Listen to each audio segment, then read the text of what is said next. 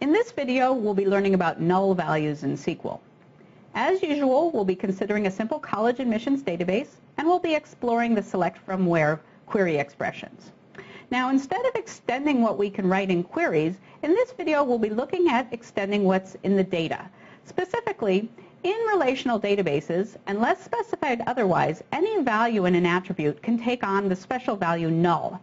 Null is usually used to mean that the value is undefined or unknown.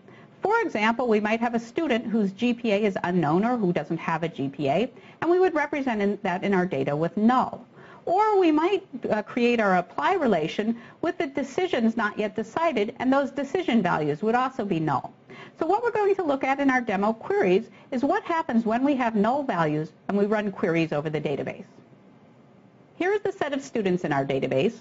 In order to explore what happens when we have null values, let's insert two new students, Kevin and Lori, each of which have a null GPA. We go back and we look at our student table, and now we see Kevin and Lori as part of that table, and in this particular interface, null values are depicted as blanks. Now let's run some queries. Our first query finds students whose GPA is greater than 3.5. It's a simple query to write. We run the query, and we find a number of students in our result.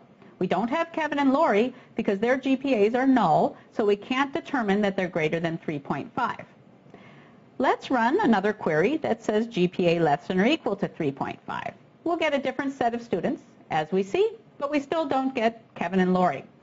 Now let's run a query where we ask for the GPA to be greater than 3.5 or less than or equal to 3.5. And this is the one that's a little bit funny. Actually, we talked about this very same query back when we were talking about the relational model.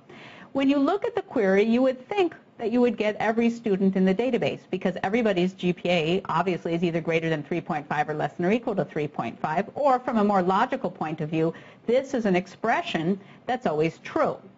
But you might not be surprised when we run the query, we still don't get Kevin or Lori because we can't determine that their GPA satisfies either of these conditions. So even when we have a query that looks like the where clause is a tautology, meaning a logical expression that's always true, we still don't get all the data in the result. If we want this query to return all students in the database, we can do that by adding one more clause to the where, which is or GPA is null. Now this is truly a condition that will be matched by every tuple because either the GPA is greater than 3.5, less than or equal to 3.5, or it's a null value. Is null is a keyword phrase in SQL that matches values that are null.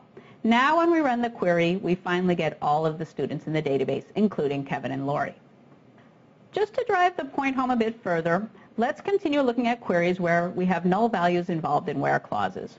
In this query, we're looking for students where their GPA is greater than 3.5 or their size high school is less than 1,600. So let's run the query and see who we get. We get all of these students, including Kevin. So although his GPA is null and therefore we can't determine that it satisfies this part of the condition, because his high school size is 1,500, he does satisfy the second part of the condition, and he does come out in our result.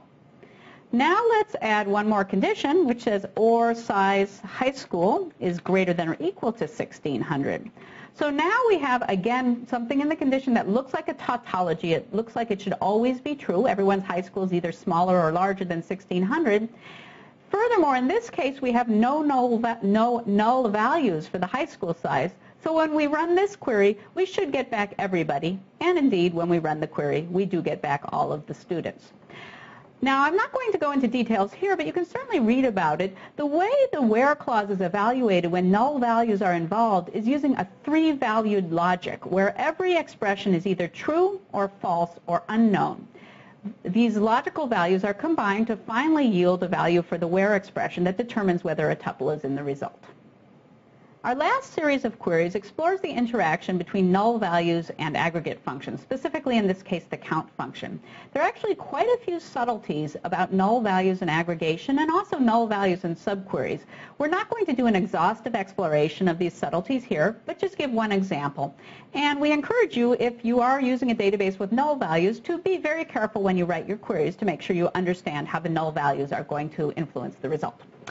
Okay, so our query here is counting the number of students whose GPA is not null, for starters. So we run the query and we see that there are 12 students who have a non-null GPA.